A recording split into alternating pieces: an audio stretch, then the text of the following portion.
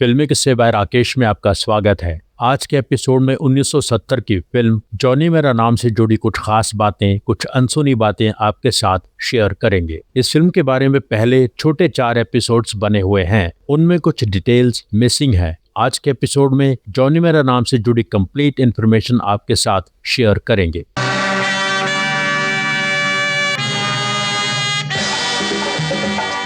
Episode में दी जा रही जानकारी का मैक्सिमम हिस्सा लेखिका अनीता उपाध्याय की लिखी किताब एक था गोल्डी से लिया गया है। यह अनीता जी की लिखी मराठी किताब एक होता गोल्डी का हिंदी अनुवाद है। 2020 में यह बुक पब्लिश हुई थी। जॉनी मेरा नाम निर्माता गुलशन राय की पहली फिल्म थी एज प्रोड्यूसर। गुलशन राय का जन्म 2 मार्च 1924 को लाहौर में हुआ था। 1947 में वो मुंबई में बस गए थे। 1951 से उन्होंने फिल्म डिस्ट्रीब्यूशन का काम शुरू किया। बाकी फिल्मों के साथ साथ वो देव आनंद के बैनर नवकेतन की फिल्में गाइड और ज्यूल थीफ के भी डिस्ट्रीब्यूटर थे, इसलिए उनकी देव आनंद और विजय आनंद के साथ बहुत अच्छी दोस्ती थी। गुलशन राय होशियारपुर पंजाब बहुत जाया करते थे। वहाँ भृगु महर्षि की भृगु संहिता के अनुसार भविष्यवाणी की जाती है। वहाँ गुलशन राय ने अपने बारे में सब कुछ बताया, अपने करीब लोगों के सर्कल के बारे में बताया। होशियारपुर से गुलशन राय को जो जवाब मिला उसके मुताबिक उनकी जान पहचान वाले लोगों में से एक इंसान ऐसा है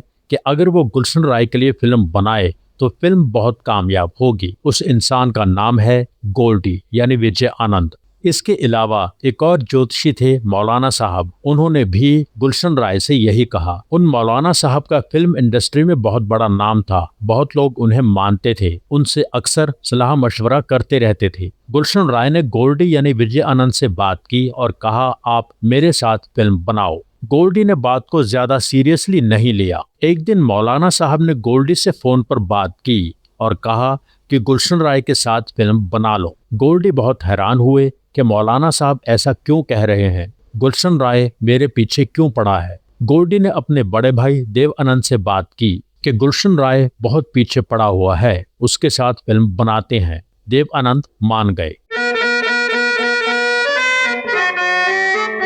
गोल्डी ने गुलशन राय से अपनी फीस मांगी 5 लाख रुपए। गुलशन राय ने कहा अभी मैं इतनी बड़ी रकम नहीं दे सकता, मेरी कंपनी में तुम्हें 1/3 यानी 1/3 का हिस्सेदार बनाता हूँ। तुम मेरे छोटे भाई की तरह हो, मुझे यकीन है तुम मेरी मुश्किल समझोगे। गोल्डी इमोशनल इंसान थे, मान गए और 5,000 रुपए साइनिंग अमाउंट लेकर काम शुरू कर दिया। गुलशन राय ने कहा मेरी 2 इच्छाएं हैं। फिल्म के लेखक के नारायण होने चाहिए क्योंकि उनकी एक कहानी मुझे बहुत पसंद है। गोल्डी ने कहा के नारायण तो मेरे भी बहुत अच्छे दोस्त हैं। आप सब जानते ही होंगे कि ज्यूल थीफ के स्टोरी राइटर भी के नारायण ही थे, इसलिए गोल्डी के साथ उनकी अच्छी अंडरस्टैंडिंग थी। गुलशन राय ने अपनी दूसरी इच्छा बताई कि संगीत कल्याण जी आनंद जी का होना चाहिए, वो भी मेरे बहुत अच्छे दोस्त हैं। गोल्डी ने कहा कोई बात नहीं, बस उनका म्यूजिक मेरी कहानी में फिट बैठना चाहिए। सबसे पहले कहानी पर काम शुरू हुआ। कहानी थी 2 भाइयों की जो बचपन में बिछड़ जाते हैं। एक बुरी संगत में फंसकर बुरा आदमी बन जाता है। ओरिजिनल कहानी में कुछ बातें ऐसी थीं जो गोल्डी को पसंद नहीं आ रही थीं, इसलिए गोल्डी ने गुलशन राय से कहा कि मैं कहानी में बहुत बदलाव करूंगा, फिर किसी नतीजे पर पहुंचूंगा। तब गुलशन राय ने कहा मुझे कहानी से कोई मतलब नहीं, मुझे पूरी तरह कमर्शियल मसालेदार फिल्म बनानी है जो पैसा कमाए, मेरा टारगेट पैसा कमाना है। तब गुलशन ने बताया कि मैंने पहले एक फिल्म में पैसा लगाया था जो बुरी तरह फ्लॉप हो गई। B.R. चोपड़ा मेरे अच्छे दोस्तों में से हैं। B.R. चोपड़ा ने मुझसे कहा कि फिल्म बनाना तुम्हारा काम नहीं है, तुम सिर्फ डिस्ट्रीब्यूशन ही करो। गुलशन राय ने कहा कि मुझे B.R. चोपड़ा को यह साबित करके दिखाना है कि मैं एक कामयाब पैसा कमाने वाली फिल्म प्रोड्यूस कर सकता हूँ, मुझे बॉक्स ऑफिस पर कामयाब होने वाली फिल्म चाहिए। तब विजय आनंद ने कहा कि आप चिंता ना करें, फिल्म की कहानी साधारण भी होगी तो भी प्रेजेंटेशन ऐसी होगी कि फिल्म दर्शक को बांध कर रखेगी और सफल फिल्म होगी।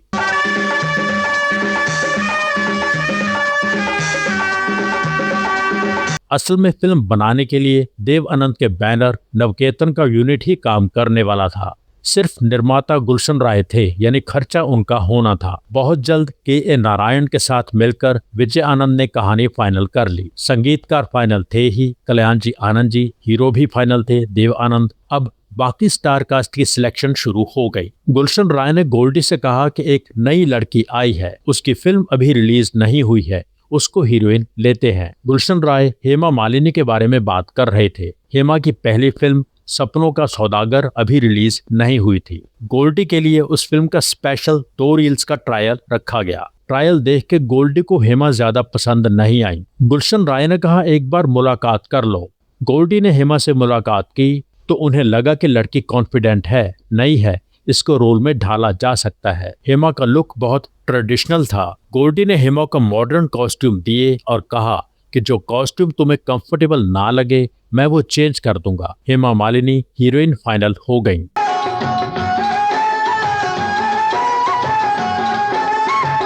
कहानी का मेन विलेन कौन होगा ये गोल्डी के दिमाग में पहले से चल रहा था। कॉलेज के दिनों में जब गोल्डी प्लेस करते थे तब 1954 में कॉलेज प्लेस के कंपटीशन में विजय अनंत के प्ले ने फर्स्ट प्राइज जीता था। तब जो 3 जजेस थे वो थे रामानंद सागर, केदार शर्मा, प्रेमनाथ।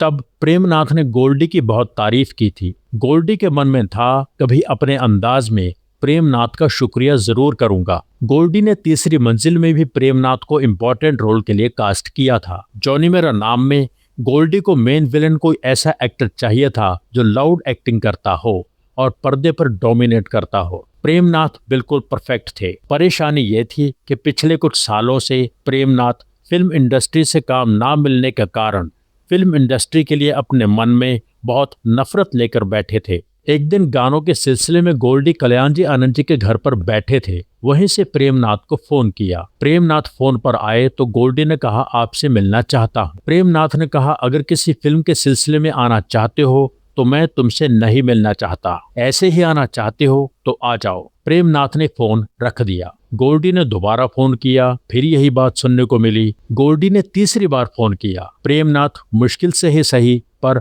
मुलाकात के लिए मान गए। गोल्डी चैम्बूर पहुंच गए प्रेमनाथ के घर। गोल्डी ने उनसे बात की, उन्हें फिल्म के बारे में बताया। गोल्डी ने कहा अगर आप इस फिल्म में काम नहीं करेंगे तो स्क्रिप्ट की कसम मैं फिल्म से यह कैरेक्टर ही निकाल दूंगा। प्रेमनाथ साधु संतों और ज्योतिष पर बहुत विश्वास करते थे। अचानक उन्हें याद आया कि हिमालय के एक साधु ने उनसे कहा था कि तुम्हें काम का कोई बड़ा ऑफर आएगा जो तुम्हारी जिंदगी बदल देगा, मना मत करना। प्रेमनाथ ने तुरंत गोल्डी से कहा ठीक है, मैं तुम्हारी फिल्म में काम करूंगा। अब हीरो का भाई चाहिए था जिसका बहुत इंपॉर्टेंट रोल था।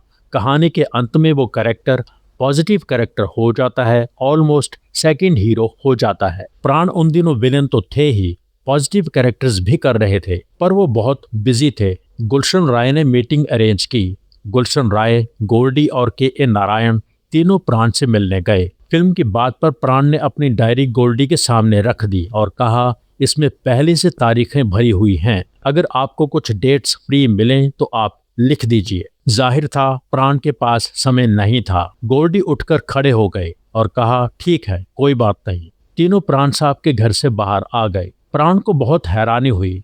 प्राण ने अपने सेक्रेटरी से कहा कि इस आदमी ने डायरी देखकर मुझसे रिक्वेस्ट नहीं की डेट्स निकालने की, जिद नहीं की कि मैं उसकी फिल्म में काम करूं।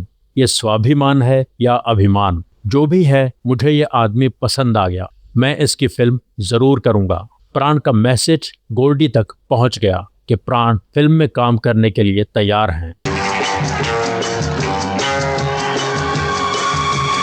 अब एक ऐसी डांसर चाहिए थी जो विलन को अपना डांस दिखाकर मोहित कर ले। पद्मा खन्ना गोल्डी से मिलने पहुंच गई। वो फिल्मों में डांस करने के लिए स्ट्रगल कर रही थी। पद्मा खन्ना कथक डांसर थीं। गोल्डी ने देखा पद्मा खन्ना के दांत पान खाने से खराब हो चुके हैं, पैरों के नाखून साफ नहीं थे, पसीना बहुत आया हुआ था। फिर भी पद्मा खन्ना में एक खास अट्रैक्शन थी। गोल्डी ने पद्मा खन्ना से कहा तुम्हें दांत साफ करवाने होंगे, अपने आप को मेंटेन करना होगा, वेस्टर्न डांस सीखना होगा। अगर मेहनत कर सकती हो तो तुम्हें ये रोल मिल सकता है। तुम पर होने वाला सारा खर्चा मैं करूंगा। पद्मा खन्ना तैयार हो गई। डांस मास्टर सुरेश से पद्मा ने वेस्टर्न डांस सीखना शुरू कर दिया। पद्मा खन्ना के प्रेमी के रोल के लिए दारा सिंह के भाई सरदार सिंह रंधावा पहले ही फाइनल हो चुके थे। फिल्म का स्ट्रक्चर कुछ ऐसा था कि हर छोटा या बड़ा रोल बहुत खास था। हीरा का रोल प्ले करने के लिए जीवन को साइन कर लिया। इफ्तिखार सीनियर पुलिस अफसर मिस्टर मेहता बने। सुलोचना देव आनंद और प्राण की मां बनी। मृदुला रानी हेमा मालिनी की मां बनी। सज्जन हेमा के पिता बने। मधुप शर्मा देव आनंद और प्राण के पिता बने। IS जौहर ने ट्रिपल रोल किया था। दुलारी पुजारी की पत्नी बनी। छोटे रोल में थे श्याम कुमार, जगदीश राज, तबस्सुम और भी कई कलाकार थे। अब फिल्म के गाने तैयार होने लगे। फिल्म का म्यूजिक तैयार करते समय गोल्डी की कल्याण जी आनंद जी के साथ बहुत गहरी दोस्ती हो गई। कभी कभी बिना किसी काम के भी वो उनके घर चले जाते थे। कल्याण जी को घोड़ों की रेस पर पैसा लगाने का बहुत शौक था। गोल्डी को भी चस्का लग गया। कुछ हफ्तों तक गोल्डी भी उनके साथ जाते रहे। फिर गोल्डी का इंटरेस्ट खत्म हो गया। उन्हें लगा ये समय खराब करने वाली बात है। गोल्डी फिल्म के गानों की बात करते तो कल्याण जी कहते काम होता रहेगा, आप चिंता ना करें। कल्याण जी आनंद जी पहले से कई धुनें बना के रखते थे जो निर्माता निर्देशक को पसंद आ जाती थी, उस पर बोल लिखवा देते थे। इसी तरह जॉनी मेरा नाम का गाना नफरत करने वालों के सीने में प्यार भर दूं फाइनल हो गया। गाना किशोरदा ने गाया था, इंदिवर ने लिखा था। नफरत करने वालों के सीने में प्यार भर दूं। फिल्म के गीतकार थे राजेंद्र कृष्ण और इंदिवर। राजेंद्र कृष्ण गोल्डी से कहते थे ज्यादा गहरी फिल्म मत बनाना, हमारे दर्शक समझ नहीं पाते, हल्के हल्के चलना। इस दौरान गोल्डी ने अंदाजा लगा लिया था कि कल्याण जी को पॉपुलर म्यूजिक की बहुत समझ थी। कौन सा गीत चलेगा इस बारे में उनकी जजमेंट ज्यादा सही थी। पर गोल्डी को चलना शब्द से नफरत थी। उन्हें गाना चलने से ज्यादा ये पसंद था कि गाने में कुछ नयापन होना चाहिए। गाना फिल्म की सिचुएशन पर फिट बैठना चाहिए। गोल्डी समझ गए थे कि अगर थोड़ा अलग तरह का गाना बनाना हो तो छोटे भाई आनंद जी के साथ बैठना होगा। लेकिन कल्याण जी अक्सर आनंद जी को किसी न किसी काम से भेजते रहते, किसी दूसरी फिल्म का बैकग्राउंड करने या किसी रिकॉर्डिंग के लिए स्टूडियो बुक करने। कल्याण जी को ताश खेलने का बहुत शौक था। रोज शाम को अपने दोस्तों के साथ रमी खेलते थे। उस दौरान गोल्डी आनंद जी के साथ बैठकर गाने फाइनल करने लगे। बाबुल प्यारे, पल भर के लिए, इन गानों की धुनें गोल्डी ने आनंद जी के साथ बैठकर फाइनल की। बाबुल प्यारे लता जी ने गाया था, इंदिवर ने लिखा था। बाबुल प्यारे, इस दिन तुझे पुकारे मन को। पल भर के लिए कोई हमें प्यार कर ले, किशोरदा ने गाया था, ये भी इंदिवर ने लिखा था। पल भर के लिए कोई हमें प्यार कर ले। आनंद जी को अपने बड़े भाई से धुनें अप्रूव करवानी पड़ती थी। कल्याण जी भी समझ गए थे कि गोल्डी जानबूझकर आनंद जी के साथ बैठ रहा है। आनंद जी की बनाई धुनें भी अच्छी होती थी, इसलिए कल्याण जी उन्हें अप्रूव कर देते थे। बाबुल प्यारे, नफरत करने वालों के, पल भर के लिए, तीनों गानों की रिकॉर्डिंग हो गई। उसके बाद ओ मेरे राजा, खफा ना होना और मोसी मोरा शाम रूठा गाने भी रिकॉर्ड हो गए। मोसी मोरा शाम रूठा लता जी ने गाया था, इंदिवर ने लिखा था। छुप छुप मीरा रोए, दर्द न जाने कोई। ओ मेरे राजा आशा जी और किशोरदा ने गाया था। ये गाना राजेंद्र कृष्ण ने लिखा था।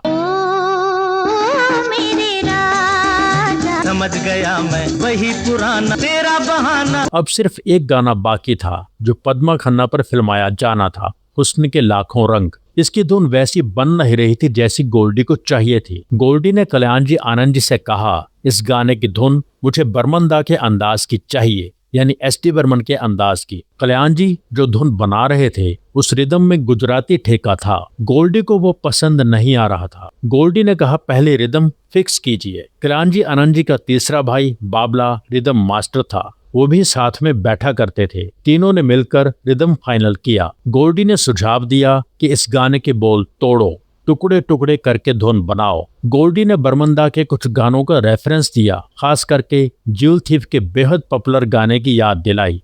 रात अकेली है, बुझ गए दिए, आज की रात कानों में मेरे, जो भी चाहे कहिए। इसमें कहिए को जिस तरह खींचा गया है उसके बारे में गोल्डी ने खास तौर पर बात की। फाइनली गोल्डी ने कल्याण जी आनंद जी से अपनी पसंद का गाना तैयार करवा लिया, हुस्न के लाखों रंग। कौन सा रंग देखोगे, इसमें देखोगे पहले फ्लैट आ रहा था, फिर इसको खींचा गया और तब बात बनी।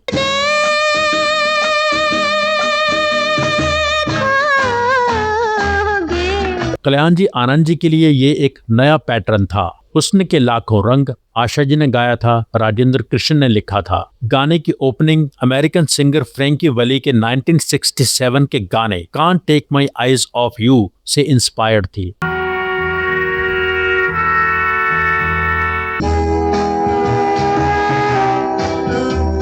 फिल्म की शूटिंग शुरू हो गई। गोल्डी ने देखा कि हेमा से अगर ज्यादा रिहर्सल करवाई जाए तो उनकी एक्टिंग ठीक नहीं होती थी। जब गोल्डी कहते हेमा एक और रिहर्सल करते हैं तो हेमा कहती इतना ही ठीक है, शॉट अच्छा हो जाएगा। हर शॉट वो गोल्डी की पसंद से ही देती थी, समझकर शॉट देती थी, लेकिन बहुत जल्दी थक जाती थी। उनका एनर्जी लेवल नीचे आ जाता था।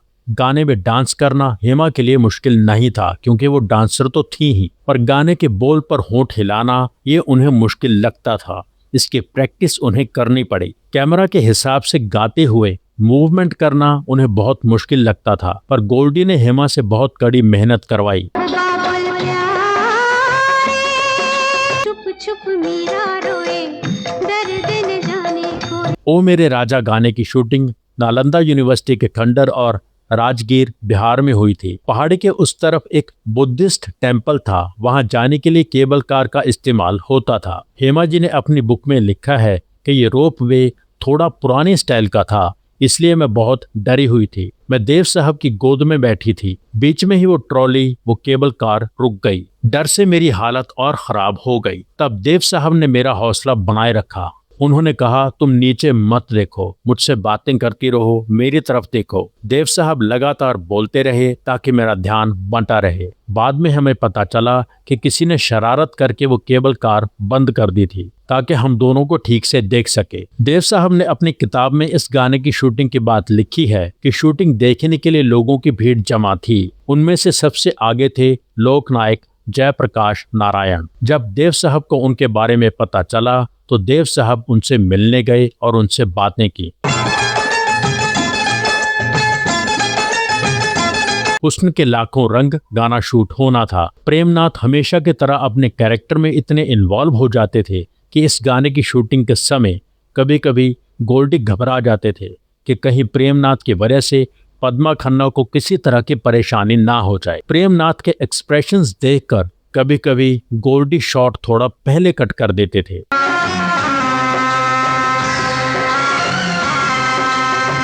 पल भर के लिए कोई हमें प्यार कर ले, इस गाने को कैसे स्पेशल बनाया जाए और गाना देव साहब को पूरी तरह सूट करे। गोल्डी ने इस गाने को शूट करने का एक नया तरीका अपनाया। यह आइडिया विजय आनंद को 1966 की एल्विस प्रेस्ले की फिल्म फ्रैंकी एंड जॉनी के एक गाने से आया था, please don't stop loving me. उस गाने में विंडोज थी, पर विंडोज सिंपल थी। Please don't stop loving me. Vijay Anand ने जो गाना फिल्माया वो आसान नहीं था। पहले आर्ट डायरेक्टर को समझाया कहाँ क्या चाहिए। गाने में मेजर 16 खिड़की दरवाजे थे। Dev Anand, Hema Malini, camera staff, lighting, हर आदमी का काम बहुत इम्पोर्टेंट था। सबकी टाइमिंग परफेक्ट चाहिए थी। देव साहब वैसे भी गाना याद करके शूट करते थे। पूरा गाना याद ना करें तो शूट के हिसाब से लंबा पोर्शन याद करके शूट करते थे। हर शॉट को बहुत बार रिहर्स करके फिर शूट किया जाता था। सबकी टाइमिंग कमाल थी। गाना ऐसा शूट हुआ कि इसके बाद इस तरह का गाना कोई बना ही नहीं। गाना तब से लेकर आज तक उतना ही हिट है, उतना ही पॉपुलर है। इसका फिल्मांकन इसको यादगार बनाने में बहुत काम आया। हीरे से जड़े तेरे नैन बड़े, जिस दिन से लड़े तेरे दर पे पड़े। गुलशन राय ने एक बार गोल्डी से कहा था, जब से शूटिंग शुरू हुई है तुमने मुझसे कोई पैसा नहीं मांगा। गोल्डी ने हंसकर जवाब दिया, खाते पीते घर का हूँ और मेरी जरूरतें भी कम हैं। जब आपके पास पैसे आ जाएंगे मुझे दे दीजिएगा। बम्बई में जब सेट पर मोसे मोरा शाम रूठा गाने की शूटिंग होनी थी तो गुलशन राय हेमा के पास कुछ पेमेंट पहुंचा नहीं पाए। हेमा शूटिंग पर नहीं आई। हेमा और प्राण के कई शॉट्स साथ में लेने थे। प्राण साहब मेकअप के साथ बैठे थे, वेट कर रहे थे दिन खराब ना जाए, इसलिए गोल्डी ने प्राण साहब के कई शॉट्स ले लिए। इस बात से प्राण साहब बहुत खुश हो गए। प्राण ने गोल्डी से कहा, तुम्हारी जगह कोई और डायरेक्टर होता तो पैकअप कर देता। तुमने समय का सही इस्तेमाल किया है।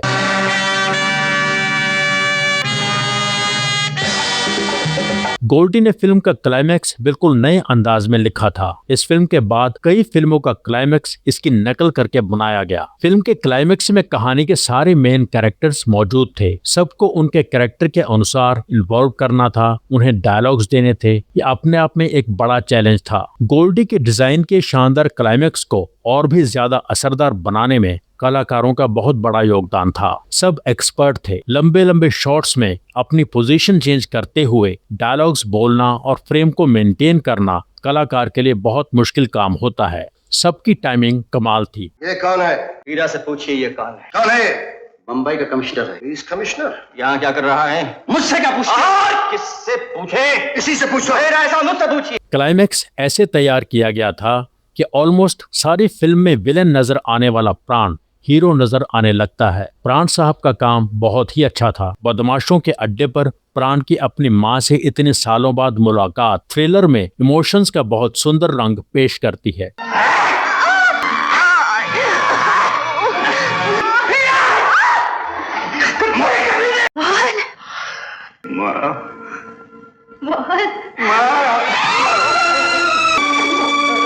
फिल्म के टाइटल के बारे में कहा जाता है कि पहले इसका टाइटल था दो रूप। गुलशन राय ने ही जोर दिया था कि फिल्म का टाइटल जॉनी मेरा नाम होना चाहिए। इसके भी दो कारण बताए जाते हैं। होशियारपुर से उन्हें सलाह दी गई थी कि फिल्म का नाम ज से शुरू होना चाहिए, और दूसरा कारण था गुलशन राय जानबूझकर राज कपूर की फिल्म के टाइटल से थोड़ा मैचिंग टाइटल रखना चाहते थे। राज कपूर की फिल्म मेरा नाम जोकर तब बन रही थी। मेरा नाम जोकर जॉनी मेरा नाम के एक महीना बाद रिलीज हुई थी। हुस्न के लाखों रंग गाना सेंसर में अटक गया। गोल्डी के बहुत कन्विंस करने पर और कुछ कट्स लगाने के बाद फिल्म सेंसर से पास हुई। फिल्म उतनी कीमत पर बिक नहीं रही थी जितनी पर बिकनी चाहिए थी। गुलशन राय ने देव आनंद से कहा, मैंने आपको 12 लाख रुपए देने थे, अब नहीं दे पाऊंगा। देव आनंद ने कहा, तुम मुझे कितने पैसे दे सकते हो? गुलशन राय ने कहा, मैं आपको 10 लाख रुपए दे सकता हूँ। देव आनंद ने कहा, ठीक है, अगर फिल्म कामयाब हो गई तो मेरे बाकी पैसे मुझे दे देना।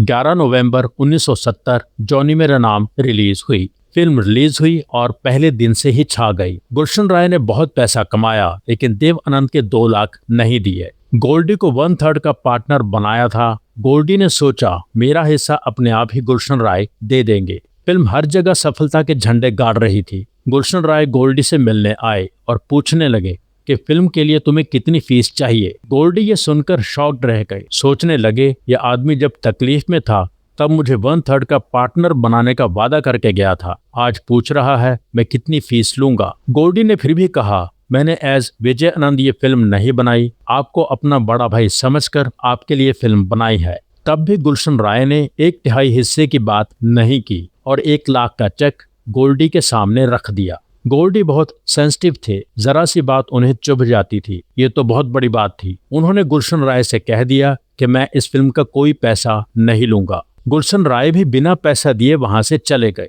इसके बाद भी गुलशन राय विजय आनंद को डायरेक्टर लेकर फिल्म बनाना चाहते थे। गोल्डी ने साफ इनकार कर दिया। गुलशन राय ने कहा, क्या बात है, मुझसे कोई गलती हुई है? गोल्डी ने इतना ही कहा, मुझे आपके साथ काम नहीं करना। बाद में देव साहब ने भी गोल्डी से कहा, तुम गुलशन राय को इनकार क्यों कर रहे हो? गोल्डी ने कहा, क्या उसने आपके 2 लाख दिए? देव आनंद ने कहा, वो मैं अगली फिल्म से निकाल लूंगा। देव आनंद बहुत प्रोफेशनल थे, जज्बाती नहीं होते थे।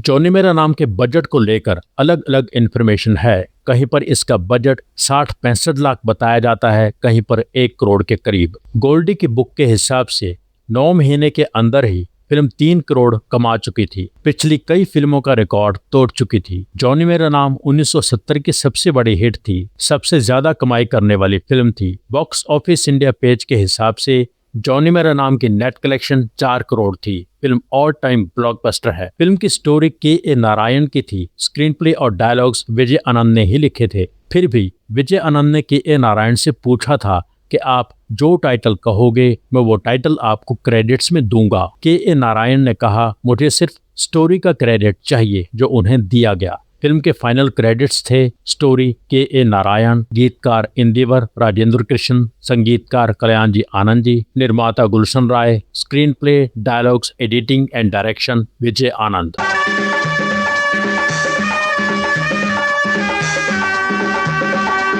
5,000 कमाना चाहते? किसी का फोन करना है क्या? नहीं नहीं। वो 80 लाख के हीरे तो दिखाओ। ये देखिए।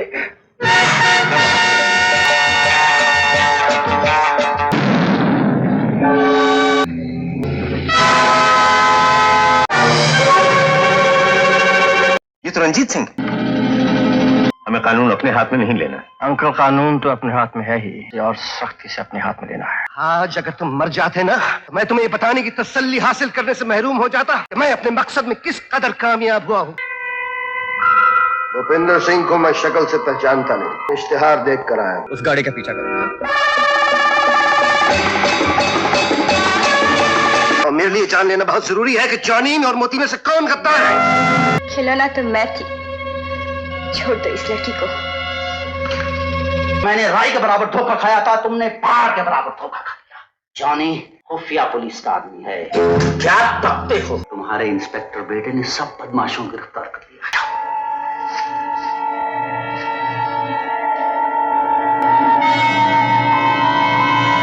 किसे पहचाना? क्या?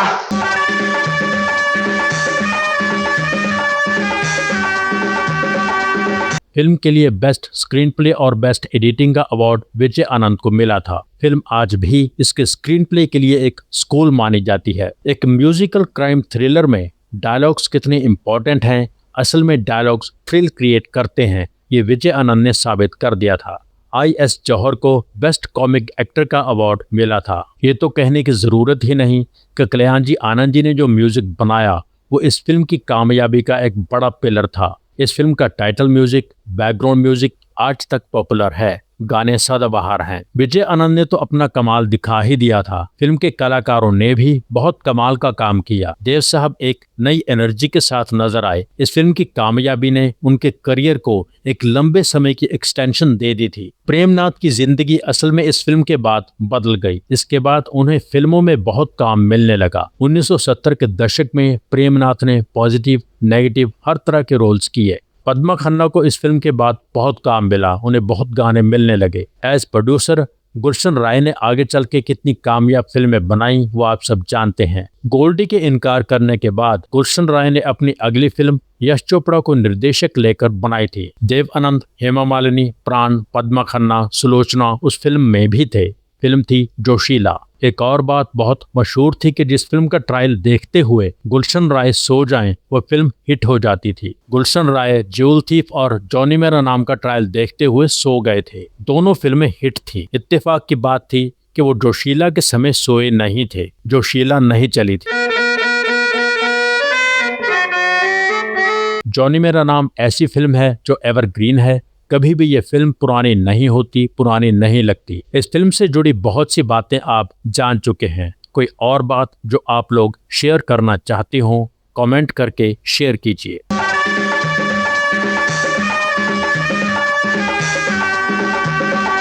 एपिसोड के बारे में अपनी राय जरूर लिखें। Thank you so much. जिन दोस्तों ने चैनल सब्सक्राइब नहीं किया है प्लीज सब्सक्राइब कर लीजिए। सब्सक्राइब करके बेल आइकन में ऑल पर क्लिक कीजिए। एपिसोड लाइक कीजिए, शेयर कीजिए, कमेंट कीजिए। Thank you so much for watching.